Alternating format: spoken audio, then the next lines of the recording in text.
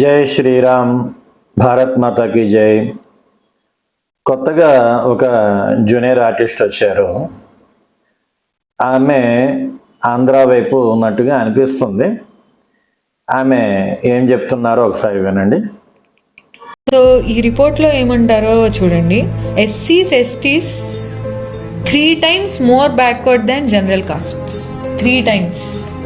BCs as a group 2.7 times more backward. 67% population average కన్నా వెనకబడి ఉన్నారు. 67% పాపులేషన్. మీరేం చేస్తారు, మీ అసెట్స్ ఏంటి, మీ ఇన్కమ్ ఏంటి, మీ క్యాస్ట్ ఏంటి, ఇది caste census first time. So క్యాస్ట్కి ఎకనామిక్ స్టేటస్కి ఉన్న లింక్స్ ఎంత ఓపెన్ చేసింది చూడండి.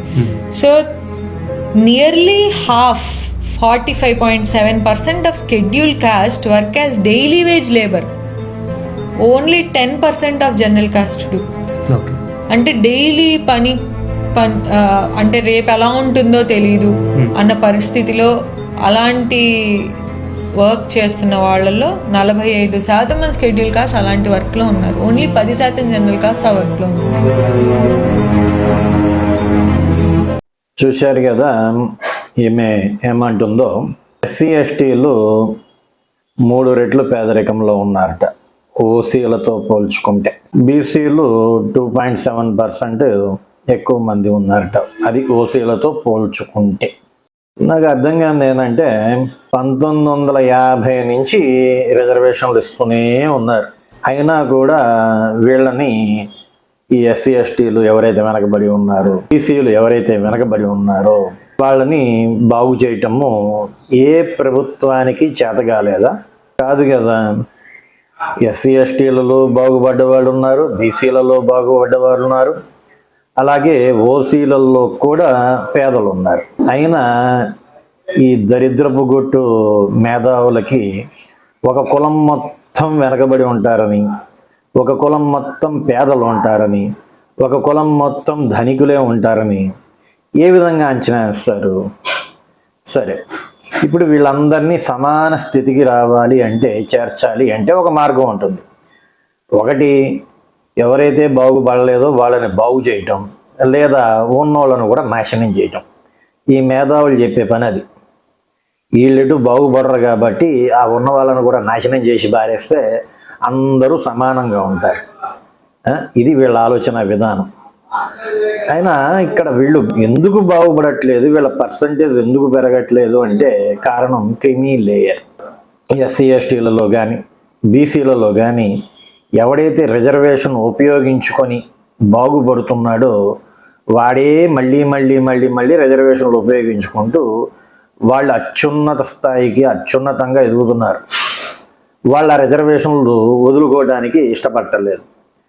అంటే ఎస్సీ ఎస్టీలు బీసీలలో ఎవరైతే బాగుపడ్డారో, ఎవరైతే ధనికులుగా మారారో వాళ్ళే రిజర్వేషన్లు వదులుకోవడానికి సిద్ధపడినప్పుడు ఇంకా వీళ్ళ ఏడుపు ఈ ఓసీల మీద దేనికి? కాబట్టి ఇక్కడ క్రిమీ లేయర్ అనే దాన్ని అమలు చేసి ఎవడైతే బాగుపడ్డాడో వారికి రిజర్వేషన్ అవసరం లేదని చెప్పి, ఎవరైతే నిమ్న స్థాయిలో ఉన్నారో, తక్కువ స్థాయిలో ఉన్నారో వాళ్ళకి రిజర్వేషన్లు ఇస్తే అంతా బాగుపడతారు. అది వదిలేసి ఎప్పుడు చూడు ఓసీల మీద పడి ఏడవడమే. పైగా దాదాపు 50% రోజువారీ పనులు చేసుకుంటున్నారంట. ఓసీలలో 10% రోజువారీ పనులు చేసుకుంటున్నారట. ఏ పని చేస్తే ఏంది? అన్ని పనులు సమానమే అంటాం కదా, అన్ని పనులు గౌరవప్రదమైనవే అంటాం కదా. ఓసీలలో నెలకి 5,000 నుంచి 10,000 జీతం కోసం పనిచేసేవాళ్ళు ఉన్నారు నెల జీతంకి.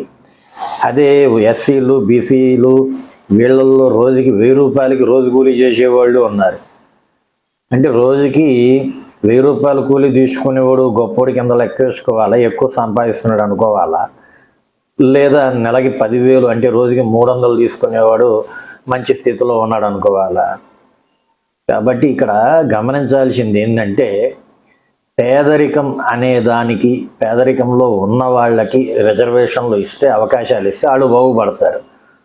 ఇలా గ్రూపులుగా కులాలకు ఇచ్చుకుంటూ పోతే ఆ కులంలో ఎవడైతే బాగుపడ్డాడో వాడే రిజర్వేషన్లు ఉపయోగించుకుంటాడు. మిగతా ఆ వర్గంలో ఉన్న మిగతా బాగుపడని పేదవాళ్ళకి కూడా వాడు అవకాశం కల్పిడు.